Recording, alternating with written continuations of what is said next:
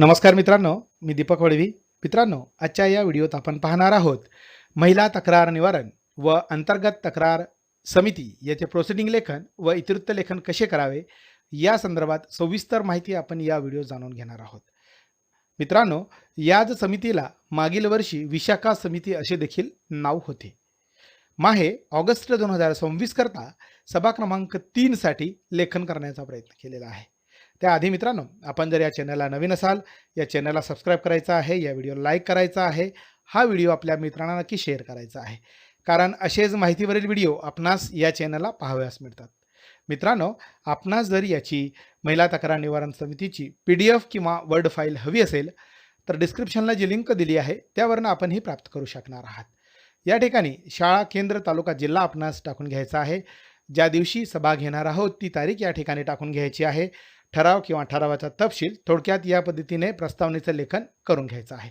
दिनांक 7 ऑगस्ट 2026 रोजी शाळा या ठिकाणी शाळेचं नाव टाकायचं आहे आणि महिला तक्रार निवारण समितीच्या ज्या अध्यक्ष आहे त्यांचं नाव या ठिकाणी टाकून घ्यायचं आहे. यांच्या अध्यक्षतेखाली महिला तक्रार निवारण समितीची सभा घेण्यात आली. सदर सभेसाठी श्री टिंबटिंब शाळेचे मुख्याध्यापक उपस्थित होते. या पद्धतीने थोडक्यात प्रस्तावनेचं लेखन करून घ्यायचं आहे. सभेचा पहिला विषय या ठिकाणी घेण्यात आलेला आहे मागील सभेचे इतिवृत्त वाचन करणे. तिसरी सभा आणि त्यामधला पहिला विषय आहे सभेत मागील सभेचे इतिवृत्त वाचून कायम करण्यात आले.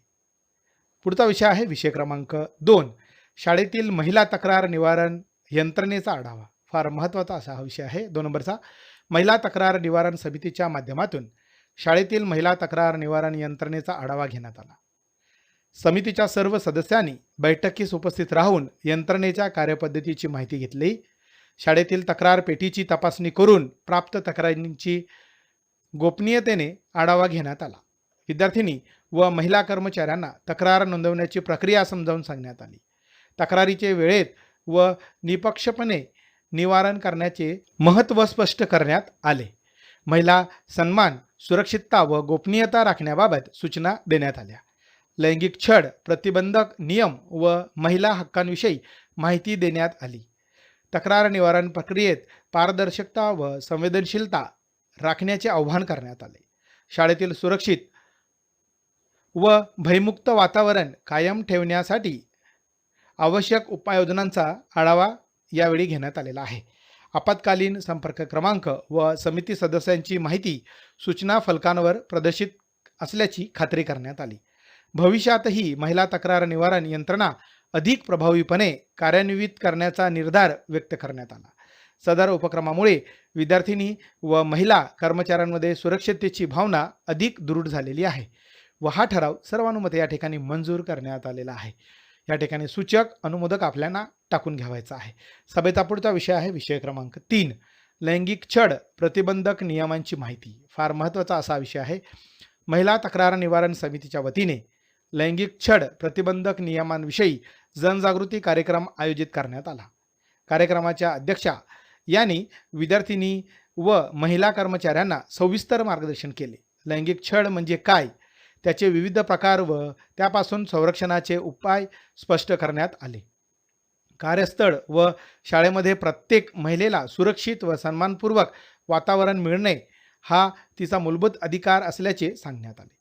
तक्रार नोंदवण्याची प्रक्रिया व समिती कार्यपद्धती समजावून सांगण्यात आली. तक्रारीची गोपनीयता राखून त्याचे निपक्षपणे निवारण केले जाईल याची माहिती यावेळी देण्यात आलेली आहे. विद्यार्थिनींना कोणतीही अनुचित घटना त्वरित शिक्षक किंवा समिती सदस्यांच्या निदर्शनास आणून द्यावी असे आवाहन यावेळी करण्यात आलेले आहे. महिला सन्मान, परस्पर आदर व सुरक्षित वर्तनाचे महत्त्व अधोरेखित करण्यात आले. सायबर छळ व सोशल मीडियावरील गैरवर्तनापासून सावध राहण्याच्या सूचना देण्यात आल्या. विद्यार्थिनींनी निर्भयपणे आपले मत व्यक्त करावे, आवश्यकतेनुसार समितीची मदत घ्यावी असे सांगण्यात आले. कार्यक्रमास सर्व विद्यार्थिनी, महिला कर्मचारी व शिक्षकांनी उत्स्फूर्त सहभाग नोंदविला. या मार्गदर्शनामुळे महिला सुरक्षा, हक्क व लैंगिक छळ प्रतिबंधक नियमांविषयी उपस्थितांमध्ये जागरूकता निर्माण झाली व हा ठराव सर्वानुमते या ठिकाणी मंजूर करण्यात आलेला आहे. या ठिकाणी सूचक अनुमोदक आपल्याला टाकून घ्यावायचा आहे. सभेचा पुढचा विषय आहे विषय क्रमांक 4 कार्यस्थळी महिलांच्या हक्कांविषयी मार्गदर्शन. या महिन्याच्या शेवटील सप्ताहात कार्यस्थळी महिलांच्या हक्कांविषयी मार्गदर्शन सत्र आयोजित करण्याचे नियोजन करण्यात आले. सदर सत्रासाठी तज्ज्ञ मार्गदर्शक अथवा समुपदेशक यांना निमंत्रित करण्याचे ठरविण्यात आले. महिलांचे कायदेशीर हक्क, कर्तव्य व सुरक्षित कार्यस्थळांचा अधिकार याविषयी माहिती देण्यात येणार आहे. तसेच कार्यस्थळी लैंगिक छळ प्रतिबंध कायदा व तक्रार निवारण प्रक्रियेची माहिती देण्याचे निश्चित करण्यात आले. महिला कर्मचाऱ्यांसह विद्यार्थिनींमध्ये जागरूकता निर्माण करण्यावर विशेष भर देण्यात येणार आहे. तसेच सत्रामध्ये प्रश्नोत्तरांच्या माध्यमातून सहभागींच्या शंकांचे निरसन करण्यात येईल असे यावेळी सांगण्यात आलेले आहे. सर्व महिला कर्मचारी, शिक्षिका व विद्यार्थिनी उपस्थित राहण्याचे आवाहन यावेळी करण्यात आलेले आहे. कार्यक्रमाचे वेळापत्रक, स्थळ व आवश्यक नियोजन समितीमार्फत निश्चित करण्यात आले. मार्गदर्शन सत्र यशस्वीरित्या पार पाडण्यासाठी समिती सदस्यांना विविध जबाबदाऱ्या सोपवण्यात आल्या व हा ठराव बहुमताने या ठिकाणी मंजूर करण्यात आलेला आहे. या ठिकाणी सूचक, अनुमोदक आपल्याला टाकून घ्यावायचा आहे. सभेचा पुढचा विषय आहे विषय क्रमांक 5, मोबाईल वापरातील सुरक्षितता नियमांचे मार्गदर्शन. हा देखील फार महत्त्वाचा असा विषय आहे. 5 नंबरचा. महिला तक्रार निवारण समितीच्या वतीने मोबाईल वापरातील सुरक्षितता नियमांबाबत मार्गदर्शन सत्र आयोजित करण्यात आले. सत्रामध्ये विद्यार्थिनी व महिला कर्मचाऱ्यांना मोबाईलचा सुरक्षित व जबाबदारीने वापर करण्याचे महत्त्व सांगण्यात आले. अनोळखी व्यक्तीचे कॉल, संदेश व लिंकवर विश्वास ठेवू नये अशी सूचना यावेळी देण्यात आली. सोशल मीडियावर वैयक्तिक माहिती, छायाचित्रे व पासवर्ड शेअर करू नयेत असे मार्गदर्शन करण्यात आले. मजबूत पासवर्ड म्हणजे स्ट्रॉंग पासवर्ड वापरणे व वेळोवेळी तो बदलणे आवश्यक असल्याचे सांगण्यात आले. सायबर फसवणूक, ऑनलाईन छळ व बनावट ॲप्सपासून सावध राहण्याबाबत माहिती देण्यात आली. कोणतीही संशयास्पद घटना घडल्यास त्वरित पालक, शिक्षक किंवा समिती सदस्यांना कळवण्याचे आवाहन यावेळी करण्यात आलेले आहे. मोबाईलचा वापर केवळ शैक्षणिक व आवश्यक कामांसाठी करण्याचे प्रोत्साहन देण्यात आले. ऑनलाईन संवाद करताना सभ्य भाषा व सुरक्षिततेचे नियम पाळण्याचे महत्त्व स्पष्ट करण्यात आले. उपस्थितांनी मार्गदर्शन सत्रात उत्स्फूर्त सहभाग घेतला व विविध शंकांचे निरसन करण्यात आले. या उपक्रमामुळे मोबाईल वापरातील सुरक्षितता, सायबर जागरूकता व जबाबदार डिजिटल वर्तनाबाबत विद्यार्थिनींमध्ये सकारात्मक जाणीव निर्माण झालेली आहे व हा ठराव सर्वानुमते या ठिकाणी मंजूर करण्यात आलेला आहे. सूचक, अनुमोदक या ठिकाणी आपल्याला टाकून घ्यायचा आहे. सभेचा पुढचा विषय आहे विषय क्रमांक 6, ऐनवेळेस उपस्थित होणारे विषय.